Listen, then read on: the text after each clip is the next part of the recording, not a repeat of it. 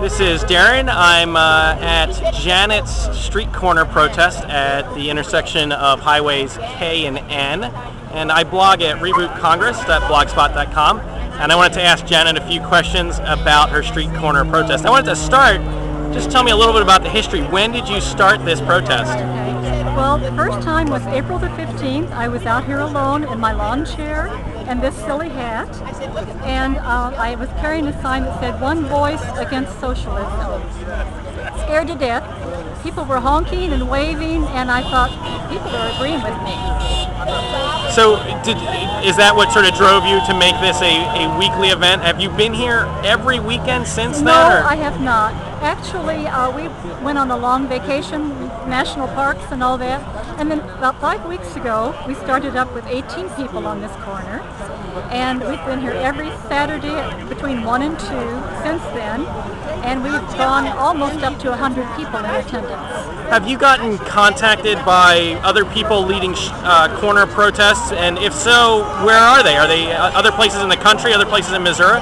Well, the only one that I know of for sure is my sister in Fort Worth, Texas. She started off with about 5 people, and her group is growing. And we're just trying to get the word out and join other groups to have other groups join us. Okay. Have you heard about Bill Hennessy's proposal for 99 corners? Yes, I have. That was in response to me taking the first one. Okay. And how successful would you say it has been? Like, how many people have you had show up on an average Saturday? On an average Saturday, we run between 85 and 100, and we're out here in the pouring rain and 95-degree heat.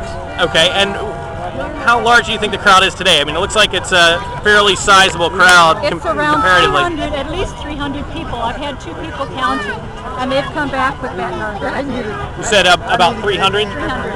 And maybe more because they're coming in all along. Obviously, we can hear the horns in the background.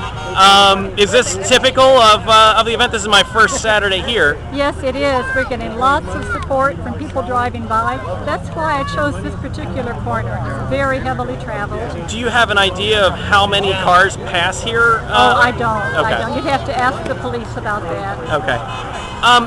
One of the reasons for the larger crowd today has been the fact that there were some there was something that happened last week that brought out the St. Louis Tea Party. Can you tell us a little bit about what happened last Saturday? Yes. What happened was most of us had gone home, including me, and there was just a handful left here on the corner, and they were just visiting. And 2 people walked up to disagree with them, and it became heated. And there were a lot of raised voices. Someone called the O'Fallon police and said there were 10 people fighting on the street corner. And by the time the police got here, the people who were actually in the heated argument had left. But before they left, they said they'd be back today with 100 counter-protesters. And this is why, when we put this word out, we have so much support here today. Now, have there been counter-protesters today? I haven't really taken a look at all of the signs, but I haven't noticed any. Have you noticed any? I have not seen anyone yet.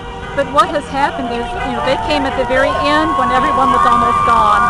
And so that's why we want to make sure when we leave today that we don't leave stragglers here to endure whatever might happen. Okay. Any other last remarks on where you think the corner protests are going? Well, I hope we're going all the way to Washington, D.C., and I'd like to encourage people all across this country to get out and stake a claim on your corner and let Congress know that we're not going to take this anymore. Our troops did not fight and die for socialism, and we have got to get the word to our representatives that we just will not have this. And we can't wait till to vote them out next year or later.